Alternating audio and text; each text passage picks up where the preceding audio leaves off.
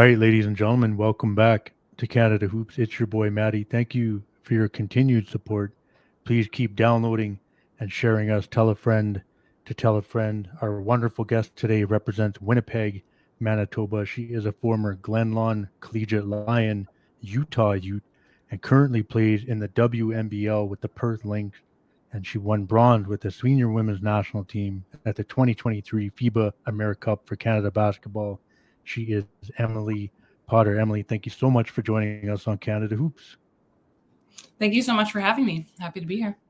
Yeah, I've been looking forward to it, and we were able to line it up with the crazy time difference in Australia for you, and so yeah, we appreciate that, and it's cool to have someone from Winnipeg come on. I got some roots out that way, and so I just appreciate that on your part. How are things? Let our listeners know how you're doing, your friends, your fans, your family, and just how things are going for you right now.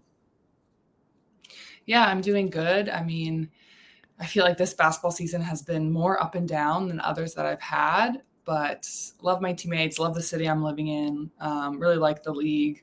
And, it's hard to complain when I live in such a beautiful place and get such a nice life work balance. Missing my people back home, but I'll see them again real soon. And yeah, just a couple more months push till the end of season. I noticed like you're having a great year. Everyone should know that, and you're playing really well. What's been maybe your approach this year with the Lynx and just the mindset to? I should say you've been really consistent from the numbers and the play and what you're bringing to the team. What's been your approach to be able to do that this year? First of all, thank you for that compliment. Yeah, Appreciate it. yeah. I don't know if I feel like I've been playing great this year, but I do. I feel like now this is my 6th year as a pro. I'm really starting to kind of like grow more into that veteran type role overseas. And I am one of the oldest people on my team here. We have a really young club with the Lynx. So I've been loving being able to kind of be more of that leadership role and voice and kind of try to be the anchor behind everyone, being, the tallest and the last person in line of defense. So I'm just really trying to use my voice on defense to make everybody feel secure in how they're guarding, and then also use it on offense, make sure everybody knows, where they are, what we're running, those types of things. So I feel like the more I talk, the more it gets me into the game and keeps me, playing consistent and being locked in. And how's the season going for the squad? I know we kind of talked a little bit about some of the games and the travel and whatnot before we hit record, but just with the group, you mentioned a young team. Just overall, what do you make of the season for the Lynx? Yeah, I mean, we started out so well, and even just before New Year's, we were sitting 2nd place, and we've had a bit of a slide, and right now we're sitting 5th. So we are really gunning to try to get back into that top 4. That's always been our goal all season, is finish in that top 4 of the league. So that's our goal. That hasn't changed. We got to make some adjustments and just finish out the season really strong. Nice. Well, we'll be looking forward to the good result there and following that. And I just wanted to ask, like, I know you were with the senior women's national team in the spring at the FIBA AmeriCup. You felt like your time with that group maybe gave you a good jump on your season and gave you some confidence and just helped your game a little bit? Yeah, I mean, any opportunity.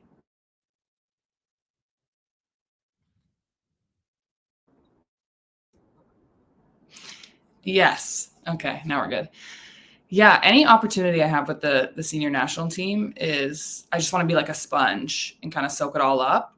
It just raises your game to like the next level, basically to the highest I feel like my game has ever been, because you're around such amazing players who are so dedicated.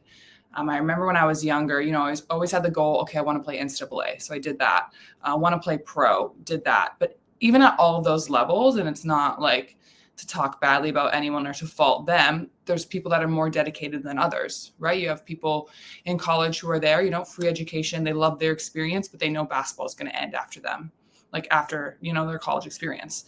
There's people that are Right. playing professionally, maybe just for a few years, maybe, many of my teammates that I've played with over the years have full-time jobs on the side of being a pro basketball player, whatever, domestic country they're from.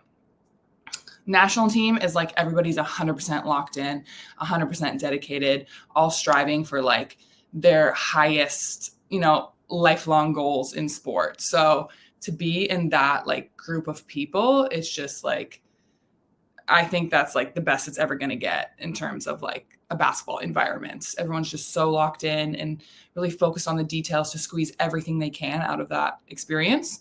So, of course, you're going to get like way better, learn so many new things, and able to, carry some of those things over to your pro team. Yeah, that's awesome to hear. I know, moments with the national team of just regardless of who it is, whether it's senior men or senior women or junior level, like it just elevated their game and their mindset to go to their pro team or school or whatever. So I know on here we love to hear that. Take me back, Emily. Talk about a young you running around Winnipeg and growing up and just what that was like, and playing possibly other sports, and just really, and then how basketball started to really take shape for you. Yeah, I mean, born and raised Winnipeg, Manitoba. I love being from Manitoba. I love, being from Winnipeg. And there's not a lot of like female professional basketball players. Right now Right. there's me, I think maybe like two others in the province. So I really take pride in representing my province first of all, and same with the national team. We don't always have a ton of Manitoba athletes moving through the national team program. So I love, first of all, just representing Manitoba. Um, and I actually didn't start playing basketball till I was 12. So Okay. I was always super, super tall, but I tried soccer and I really loved playing ringettes. Hopefully all the Canadians out there know what ringette is, but anybody Yeah. else may have no idea what it is. Right. Basically, I just tell people like over here, I'm like, yeah, I played hockey, basically. Same thing. Ice Yeah. sport. And I loved that. And basically my parents kind of had to like pry me away from it. They tried to be like, oh, like maybe you switch to hockey. At least hockey, you could get like, play in college, continue to play hockey after high school or whatever. But I always knew I would play court sports like volleyball and basketball. Everyone in my family played basketball. My dad coached junior high when I was growing up. So I was always kind of in the gym and around it. I just kind of waited till I was, in junior high myself to be like, all right, now it's time. I'm going to pick up a basketball. Nice. And then just kind of being a family affair, I know you probably looked up to family members playing a game. Was there other players you liked that you kind of admired or modeled your game after or watched and like, yeah, they're nice. I like their game. Was there someone that stands out for you at that time? Yeah, I mean, I have two older sisters that played, my parents both played. But when I first started playing basketball myself, I played in my junior high school, and then I also played the Junior Bisons program. So that was out of the University of Manitoba, which is like just down the road, from where I grew up. So that's where I kind of did all of my skill work. And they had current players that were, playing for the Manitoba Bisons that would run a lot of the trainings, be, like the head coach, assistant coach of those club teams. And at that point, when I was just starting out, like having that like female role model, like seeing those university players, because like that's where I wanted to be one day, that was like, I think super important that they gave back and were, the ones that were with me in my early days. Did they, when it came time to, pick a school to play college or university, they must have been knocking on the door pretty hard to stay home and, take them seriously, I'd imagine, right? Yeah, I mean, if I were to stay in Canada, I 100% would have stayed home, Right. like 10 minutes down the road. A lot of my friends actually played, on the men's team. My sister played on the women's team. She's 2 years older than me. So I can like envision exactly what it would have been like if I would have stayed and would have gone there, and it would have been great. Right. But I just really wanted to challenge myself at the NCAA level. And it had always been, a goal of mine since I was a little kid. If I was like 7 or 8, I was always watching March Madness with my dad. And I was like, yeah, I want to try to do that. For sure. For sure. I wanted to ask you just about Glen Lawn real quick. I know you were super successful there. You were Player of the Year for Quad A girls basketball in 2013. You're in their Sports Wall of Fame. Um, I know during that time you played on provincial teams, and really, that's a time when a young player is really, honing in on their game and recognizing like I can possibly play at the next level, like we talked about. Just talk about memories. Being a Lion and playing for your school and friendships and just really growing on and off the floor. Yeah, I think I had an amazing experience at my high school. So many people around me, coaches, obviously throughout my high school, and the provincial team program that just really like invested in me. They saw this like athlete with potential. I was already 6'5" by the time I was in the ninth grade, just super lanky. And I had so many coaches that really, yeah, like I said, invested so much time and so much energy into me. And like, I'll never forget that. And it's a huge reason of why I am here today. And I loved, my, playing high school basketball and that experience. And I think all the years that I was in high school, we kind of had like a little misfit group of basketball athletes, soccer athletes, volleyball athletes, hockey athletes. And sometimes we didn't always win when we were playing against, a team of like real like club basketball players. But I love that like so many different athletes from different sports like really tried to represent the school. And I had the best coach. He actually just retired from coaching basketball this past year. So we kind of Wow. had a little celebration for him in May, but he coached me, all my sisters. Yeah, coached for 40 years at Glenlawn, Brian Kornberger.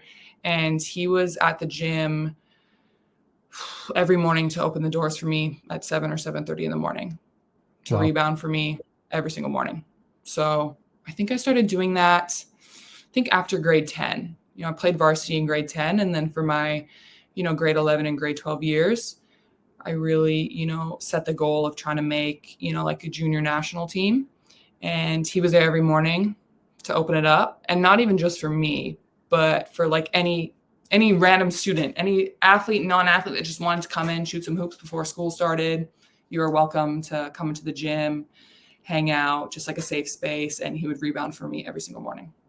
Well, shout out to Coach. I mean, those are the people that matter and make a difference. And I think a lot of us have those people in our lives, so they should be appreciated. I wanted to just ask you. I know you have a court named after you and dedicated to you. Is that in Winnipeg? Is that like at the school, at the high school? Like where is that, or in your community? Just tell us about that. Yeah, that was crazy. That was kind of a surreal moment for me, as well as you mentioned, like the Hall of Fame in my high school. Both those moments are definitely like, honestly, highlights of my career. Cool. And that court, Emily Potter Court, is actually behind my high school.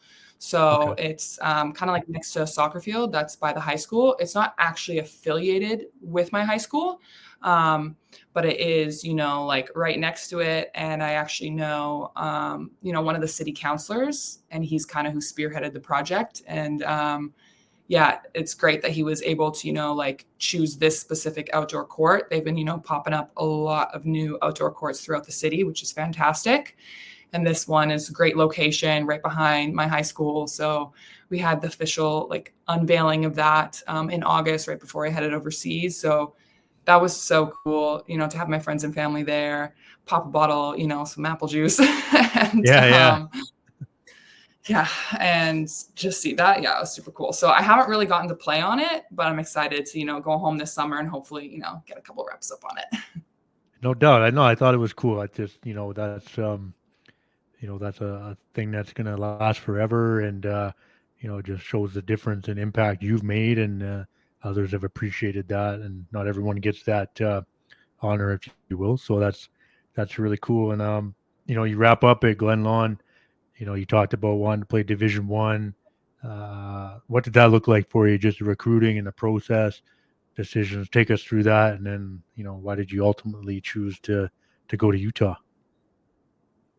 Yeah, I felt like I committed to school kind of right before social media really like took off. Right. Yeah, I don't think that like really aided my recruitment at all. And it was really low key. I didn't have no announcement for signing day, sign my little NIL in the kitchen with my mom.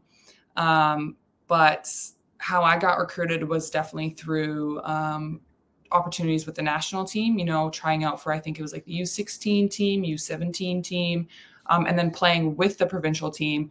We did some AAU tournaments as well as like the nationals in Canada. So that's kind of where coaches were able to see me play, and then recruit me through that.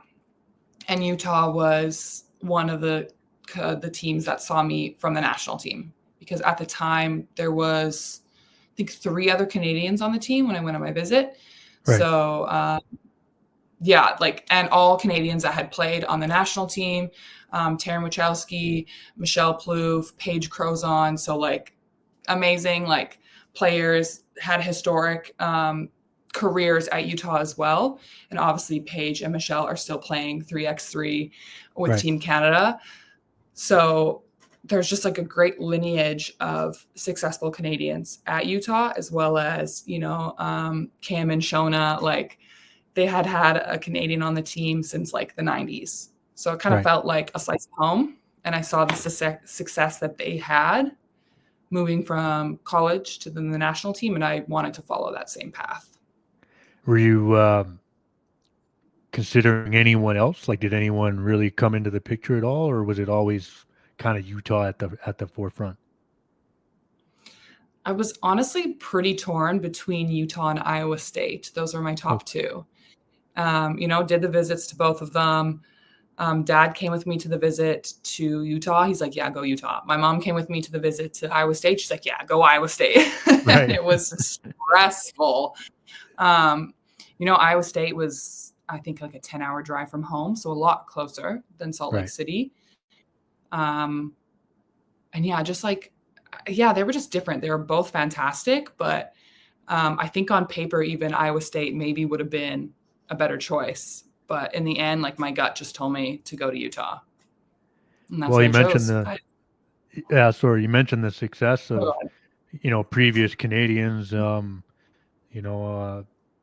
Michelle was our last guest, so I know Michelle a little bit, obviously, and Paige. Paige has joined us, and Kim, and we're very fortunate, obviously, to have everyone do that. But did you get like an opportunity to pick their brains? You were seeing their success, and also being from Canada. But did you get moments to, especially some of the older players, like Kim, for example, did you get a chance to connect with her and pick her brain about it? And did they really try to help sell the decision for you as well?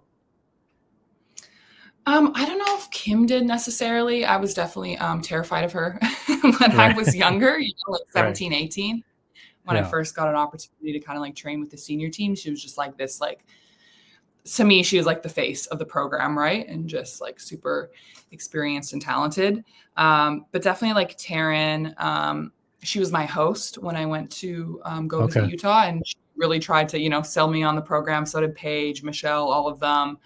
And I loved, like the family feel of the university. And like to this day, like university, I didn't hit all the goals I wanted to hit, whatever. I feel like I had a good career at Utah, but like it's my friends and my teammates. Like we had such a close group, such a great group with everyone that came through, right? I was there for 5 years. You have, let's say, like 30 different teammates, as you cycle through the different years, people come in, people come out. And yeah, it's the people that make the experience the best.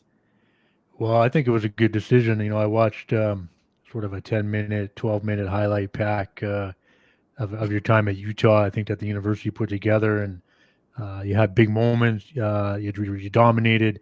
You were the first player in school history to score 1,500 points, grab 1,000 rebounds, and block 200 shots.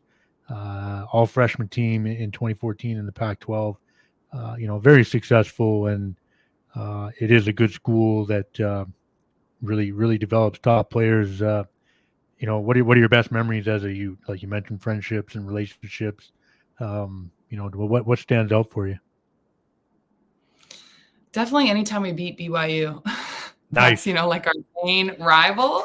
Yeah. In college, they call it the Holy War, actually. Yeah. And we honestly almost match up every single year with every sport.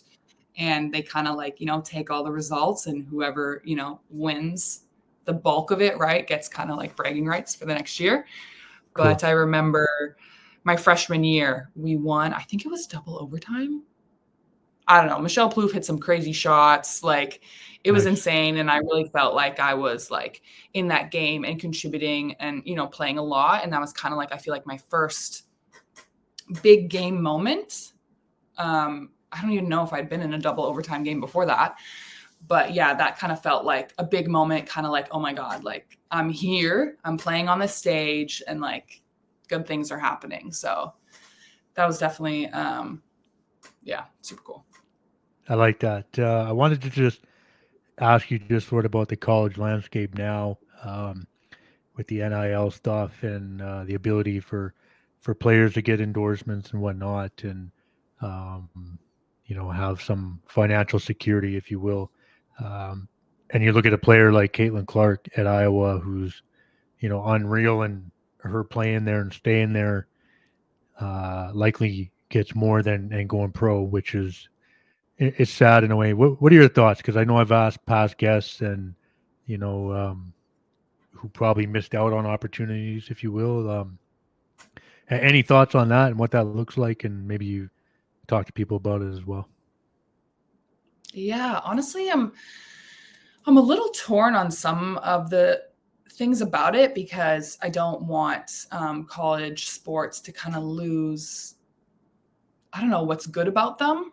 But at Right. the end of the day, if the NCAA is making millions off of the athletes, like they 100% deserve a cut.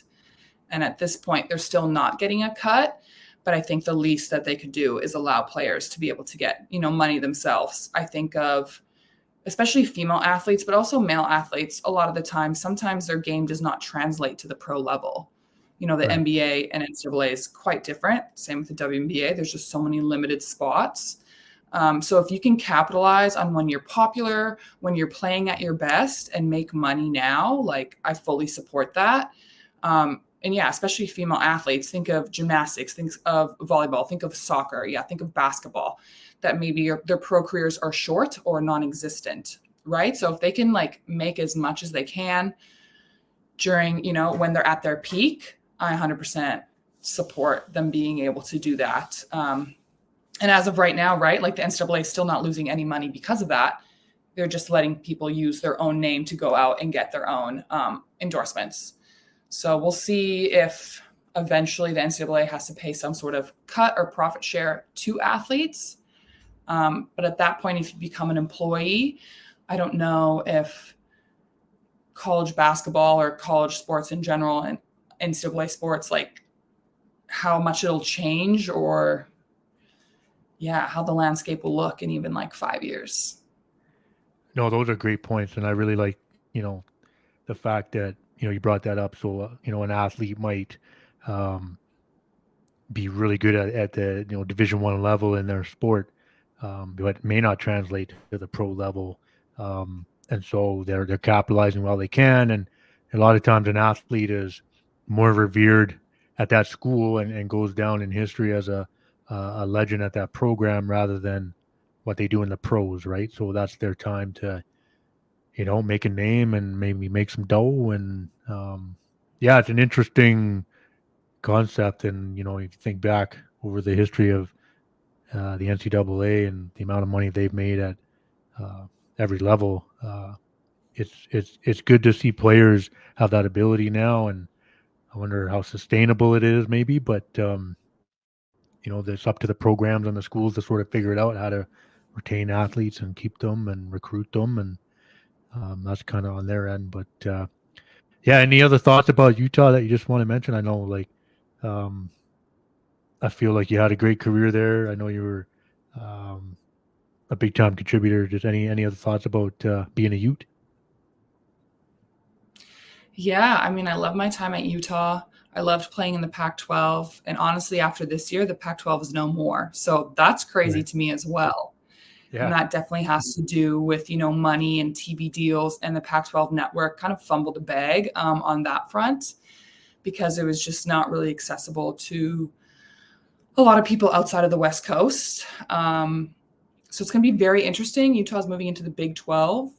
So, and there's a lot of, teams moving around. I think Stanford is going to ACC and there's, some teams that are honestly left behind. So I have no idea what's going to happen next year. But one thing I worry about is like the travel and the demand on athletes now going from a conference that was on the West Coast. You know, we're all up the West Coast. That's where we're traveling, couple hour flights max, you know, and you're still potentially taking a couple flights a week. And now with more TV deals, different TV times, midweek games all over the place, all over the country, I just worry about the athlete like welfare of, you know, making sure that school is still a priority, making sure that they're not getting burnt out, that they're taking care of their bodies, because college basketball, college sports are very demanding. Plus with all the extra travel, like I feel like it's like, okay, it was a move for money or TV, but did anybody think about the athletes when they were making those decisions? Yeah, well said. It's a different time for sure, and hopefully, I know you'll follow Utah and how things play out for them, being a proud alumni, and hopefully, uh, things do work out. Listen, you wrap up at Utah, and you're going pro, and now you're hitting that next benchmark in the journey and the dream. Just talk about that step, Emily, and what that looked like, and leagues, and I know. You had a camp opportunity in the WNBA, but just take us through that and that transition. Yeah, I mean, I feel like after my junior year, I kind of wanted to make it a goal. Like I thought I could get drafted. Like I thought that was a good goal. And I don't feel like I had the senior year that I really wanted. But I was able to sign with a agent after my senior year and then get a training camp opportunity with the Seattle Storm. So that was still like crazy pinch me moments. And I absolutely loved my time there, just transitioning from college, which sometimes, especially when you're a senior and you're kind of like older, it kind of feels like there's just like a lot of people trying to tell you what to do at all times, which is great for players just coming in. But like I was ready to make that transition to be a pro where I kind of had more control and more say and be like, I'm a professional. This is my job. Like I can do kind of what I want to do. As long as I show up for work, do my thing, I'm good. So I loved like, yeah, this is my job. I just get to show up to practice, take care of business. And like, it was crazy, to be around players like Sue Bird, Brianna Stewart. And that was the year they ended up winning the championship. I ended up getting cut in training camp, and obviously it's just kind of like you're not ready. You need to gain more experience, play in Europe, get bigger, faster, stronger. So yeah, I mean, that was like an amazing first taste of playing professionally. And since then I've, still been kicking around. This is year 6 and I've been to, honestly, I'm starting to lose track of all the different countries. Yeah. Well, I mean, you had that opportunity and then it didn't quite work out, but first Manitoban to sign a WNBA contract, right? So that's something that you're definitely proud of. And you've had a lot of stops so far. I know you're in Greece, and now obviously down in Australia. And just, what have you enjoyed the most about just being a pro and different places to work and travel and what stands out to you so far for the pro journey? Yeah, let me try to think of all the places I've played. So we did Poland, Czech Republic, Greece, Mexico, Lebanon, Australia. I think that's it. Yeah, and some of them are, just like short stints, but yeah, I think all those different places, right, they're so crazy different, but at the end of the day, it kind of makes the world feel a lot smaller, because at the end of the day, it's like we're all trying to accomplish the same thing, right? We're all getting up, we're going about our jobs, trying to get better, trying to be better. And in all these different countries, I've met so many great people who are super dedicated, love the sport. And I've learned so many different ways to play the sport and so many different things. I think that's why I'm still playing. A big reason behind it is because basketball is just so versatile. And I haven't gotten bored of it yet. There's so many different ways to play offense, so many different ways to play defense, different schemes. Like if I was just, doing the same thing over and over again, it might get a little redundant, but like I haven't gotten bored of it. Nice. And there's some mundaneness in it, you know, in the day-to-day grind, working on things that maybe aren't as fun, whether it's conditioning or basic skills. But when you're around like-minded people and in a good environment, yeah, I don't know, it just still makes it fun, even on the hard days. I just always feel like I'm getting something good out of my days overseas. And I've just met the most amazing people from all around the world. It's crazy. Well, I mean, hey, listen, you're hooping for a living, and that's the dream, and that's really cool. And not everyone gets that opportunity, and that's something very special. Is it safe to say like this situation and this team with Perth is maybe your favorite situation so far in the journey? Oh, yeah, that's so hard to say. Is it? Yeah, there are things, I there see you are a lot. I see you surfing out there. I don't know. Yeah, I'm trying to surf. Don't know if Okay. actually surfing, Okay. but I got you. yeah, I really do love it. But for the last couple of years, I have really tried to make sure that I'm like immersing myself kind of in the culture of that country, Right. especially after COVID. You know, I did play overseas during COVID and was locked in my apartment the whole year. So, kind of since that has happened, I've really tried to just get out and do more because it can be easy sometimes in a country, especially if you don't speak the language, to close yourself off, stay on Netflix, and just kind of get through the season.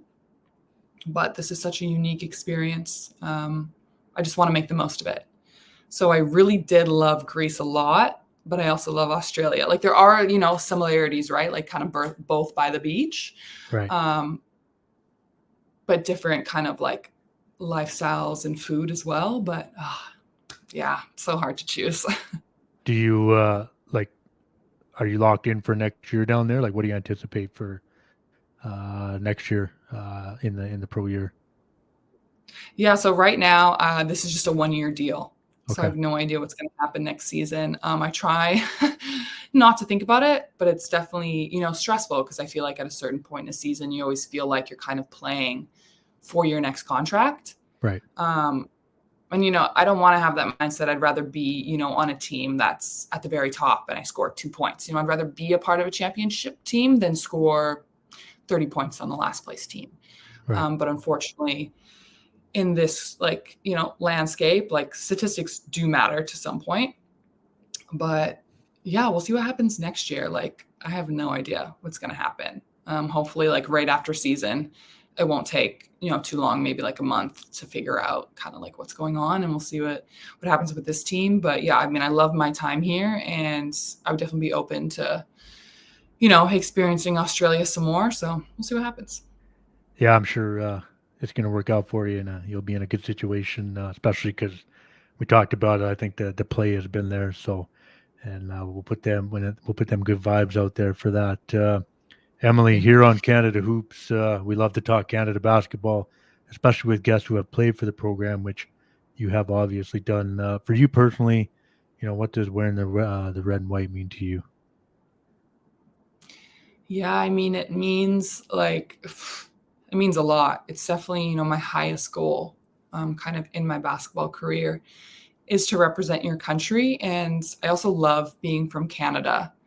And I think all of the places I've traveled, like I've been to some amazing places, but it also kind of cements and confirms for me how thankful I am to be from Canada, a country, you know, that's free, that's safe, that's diverse. So yeah, I'm really happy that Canada is the country that I get to represent as well. Obviously, we have, you know, our downfalls and we have our issues as a country, but I do take a lot of pride, you know, in being from Canada. And when I'm around the world and people ask me where I'm from, I'm like, I'm really excited and happy to tell them that I'm Canadian. So being Nice. able to represent a country that you like really love, um, yeah, it means a lot. What's I've asked guests before too, like there's a lot of work that goes into getting to that level, right? And you're obviously playing for the name on the front for the country, but there's a lot of pride with the name on the back too, and it takes a lot of sacrifice from family members to get you to that level to put Potter on the back. Like, what are those conversations like? With mom, dad, siblings, to have you realize that dream, and I'm sure it's a dream for them too. What are those chats like for the Potter family when it comes to the national team stuff? Yeah, like just like you said, I think I've heard it from my dad a lot of times, like it's his dream as well. And he had a lot of injuries, throughout his basketball career, broke his elbow, tore his ACL, and his basketball career kind of ended kind of early. And he's been able to see me achieve a lot of things. And I love that he, says that he tells me that he doesn't get super sad, when I leave because he knows I'm off doing, what I should be doing and what I'm loving that I'm doing. Nice. But they've been there through it all. They've been there for every mental breakdown, injury, upset. I'm calling mom like, man, I don't think I'm cut out for this. I think I should quit, like they are there for the entire roller coaster. Telling me, like how much they care for me. And what I love about my family is they do tell me like, if you're not happy, if you're not okay, like you can come home. That's always an option. It's always there. You don't need to, push through something if you really don't want to, if your heart's not in it anymore. Like that is always an option. And that's what I love about my family the most is that they've never put any pressure on me or made me feel like I had to do something or I should be doing something. They just want like what's best for Emily. Yeah, well said. Hopefully your family has a listen and knows that you're thankful for that and appreciative. And I wanted to ask, just when it comes, especially because you're on the senior women's team with the AmeriCup there, and really cool group of players. Like you had Sila there with you guys, and making an impact. And she talked about that when she joined us. And obviously, playing with the vets, a really cool group, cool roster. Like I really enjoyed watching that team. What did that team mean to you? With that group and winning the bronze and just playing with the senior women's team at the AmeriCup. Just talk about that experience. Yeah, I think it was an amazing group of like, the veterans and then the young talent coming up, like Sila and Cass, Prosper, like they're Right. just flat out hoopers. Like I think about myself at that age and like just the maturity and the poise and the skill set that they have is like next level. And it's going to be so exciting, to watch them in years to come, the entire next generation. It's like, if you're an older player, like even if you're a veteran, like you got to watch your back. Like these players are coming, they are Yeah. dunking, they are crazy. Like, oh my gosh, I Yeah. wonder what I would be like if I was growing up in this generation. And I'm like, maybe it's better that I'm already 28 established because they're next level. But I think we had a great group of, veteran players, but still being able to get along, hang out with the younger players, even if there's, a 15-year age gap. Like we Right. always find a way to have fun and to get along. And yeah, those moments off the court, like those are the ones that stick with you forever. What about playing for Victor? I know, talking with everyone, he's made a good impact, real strong, positive impact in a short amount of time with the senior women's team. He seems like, a guy that you definitely want to work hard for. Just talk about him as a coach and getting to play for him and, maybe some takeaways from head coach Victor. Yeah, I really like Victor and his entire, mindset towards the game. Even from like a scheme standpoint, like defensively, offensively, like everything makes sense to me. And I Right. really love that. Sometimes as a player, it's hard to like buy into things if it doesn't make sense to you. Like, why are we doing this? But like the man is, smart. He's a basketball genius, right? So I fully trust everything that he's putting together. And I love his intensity the most. It's easy to, get fired up because he's so fired up. He's so excited. Like I swear this man would put on a jersey himself. Like he's just so passionate. Even though he's not originally from Canada, he's really like taken on that like Canadian pride. And now he's definitely Canadian. We definitely consider him a Canadian now Right. after a couple of years. But yeah, I love his passion and intensity. I think he would have us practice for 5 hours every day. He's so passionate. He just doesn't want to stop. Right. But Yeah, I really like that because you can see how much he cares, and it makes you just like want to work hard for somebody like that.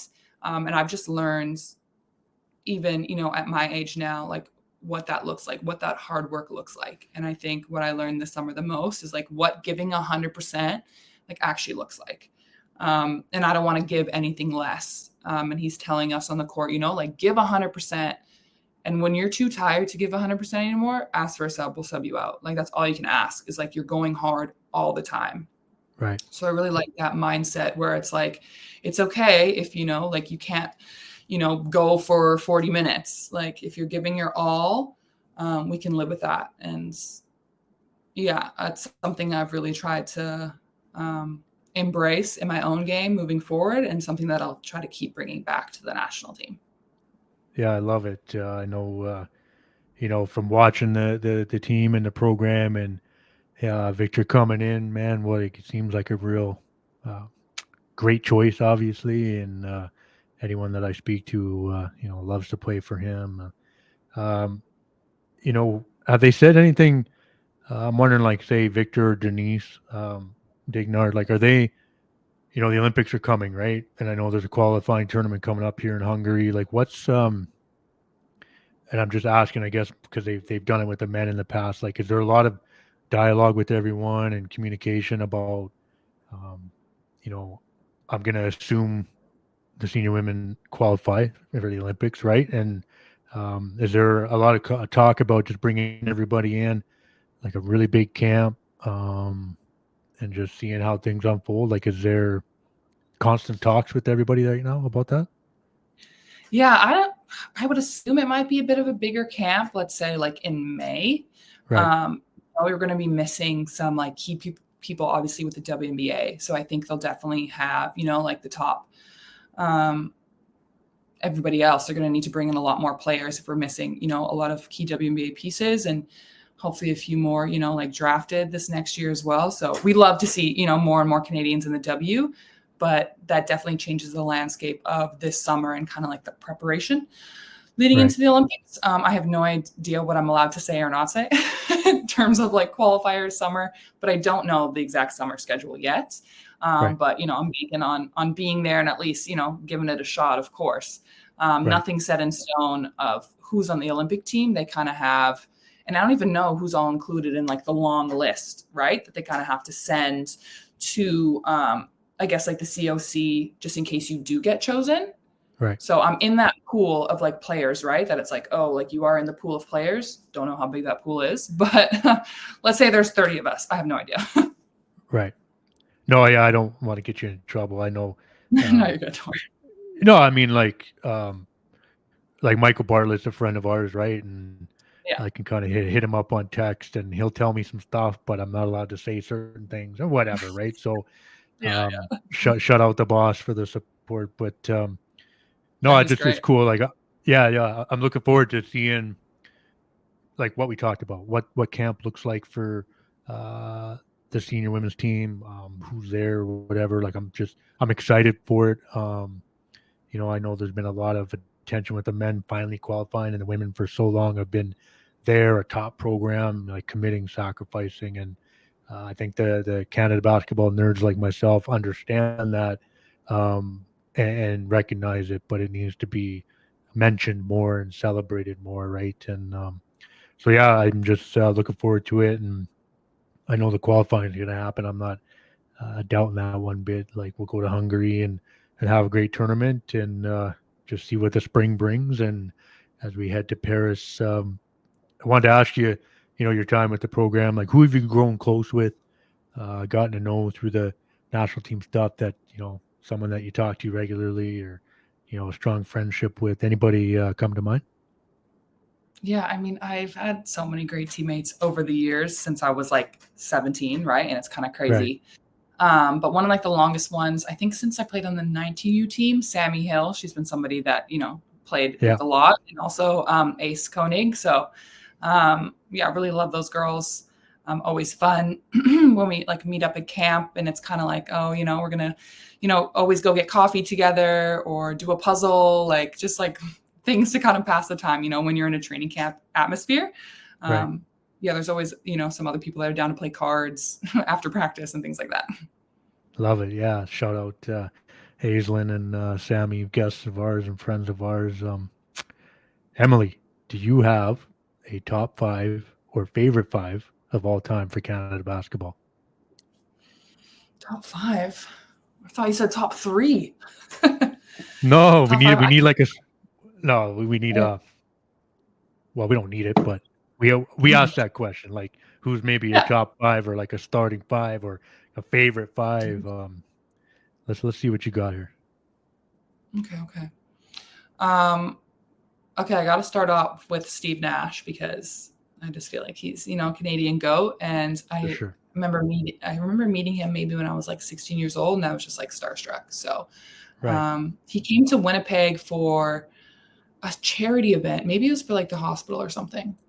But a bunch of us like provincial team players got to meet him, and it was crazy. Nice. Yeah, and I think just he really did a good job trying to put Canada on the map in the early days of the national team. I'm also going to definitely say Kim Gaucher and Shona Thorburn, Yeah. both Utah alums and both, national team players. And when I, was training with the senior team or doing exhibition games with them, they were there. I remember like summer in 2016. I did, like a month with the senior national team training with them, and they were the vets of that team. And they were not afraid to, like say how it is. But yeah, just like great players, brought so much on the court, off the court. Like Shona, I feel like was like the first point guard where I was like, I don't know how this ball just got into my hands, but now it's here. And now I can do a layup. Like just Nice. so crafty with the passes is so cool. Right. Okay, so that's three. That's three. I'm going to put Kia in there because I also, the first time I was on the national team, played with her, 17U, and she's just done so much. Right. I feel like for women's basketball, just like, even like being an analyst with TSN, just like really putting basketball on showcase. So you can see her out doing these things. She's a WNBA player. She's a Team Canada player, and she's in the media. She's visible. It's giving just like another light, another way you can see a female athlete. Like, yes, she plays in the WNBA, but she can also do this and this and this and all these other things as well. She's not just in this box of one thing. Yeah, she's crushing it. Absolutely crushing it. Mm-hmm. Yeah. Yeah. All right. One more. You got one more spot. You put yourself in there too, Throw yourself in there. They need a big. I know. I'm thinking of a big. I'm thinking like which big. It's really hard to choose like which big I want to pick. Yeah, it's a tough question. That's why I like asking it too. There's so many great players. I know. I think I'm going to put Kayla Alexander as my big. Well done. Well done. And she, played in the WNBA for so many years, and like throughout her time, she really wasn't on the national team throughout that time, and she should have been. And she's just like put her head down, done the work. Such a soft-spoken, nice person who just like on the court gets it done, like Right. just flat out plays. And she's like so deserving of all of that. Yeah. That's a great five. I mean, Kayla, hands down, I really enjoyed chatting with her on her episode. Like she was just so kind and genuine. The nicest and like, person. yeah, like so many guests. And but yeah, she was just infectious with the energy. And yeah, she's kind of put her career to another level kind of after the W in terms of national team stuff and being a leader, which is really cool. And just speaks to the hard work. That's a great five, Emily. I love it. Listen, anyone you'd want to see join us on Canada Hoops, who's got a good Canada basketball story to share with everyone? Let's got a good story to share. Let me think about this. Now, this question is getting a little hard because we've been very fortunate and have quite a few great. You mentioned so many people you've had on the show. I'm like, who hasn't been on the show? Well, I haven't had Kia or Bridget or Nat, they would be great to have. So Oh, we'll yeah, tag them when. I would choose Bridget because she just like is like one of like a more quiet type of person, Right. but like her game just speaks so loudly. Like Yeah, she's Bridget is lethal. She's lethal. uber Yeah. unreal. Like, yeah, every time I see Bridget play, I'm just like kind of amazed every time. It Yeah, she looks so just had what effortless. she just dropped that 41 piece there last week there, Yeah, so she's getting yeah. it done. Yeah, well, I'll work on that. We'll see if we can get Bridget to join us. I know she's busy like you. Emily, any shout outs or thank yous before I get you out of here? And again, it's been a lot of fun and appreciate you taking the time to join us. No, just a shout out to the fam, to my sisters, Becky, Nice. Jenny, my niece Annabelle. You guys are great. See you guys soon. Love you guys. Mom and dad, all the fam. Yeah. All right, I love it. Well, we want to wish you all the best. Continued success down in Perth, and looking forward to seeing you play for Canada again. And nothing but the best. And take care. Thank you so much for having me. It's been a pleasure. Yeah, that's a wrap on another episode of Canada Hoops. I want to thank Emily Potter for pulling up. Thank you for listening. Remember to rate and review us wherever you get your podcasts. Keep supporting Canada basketball and our Canadian Hoopers, and we will see you on the next episode.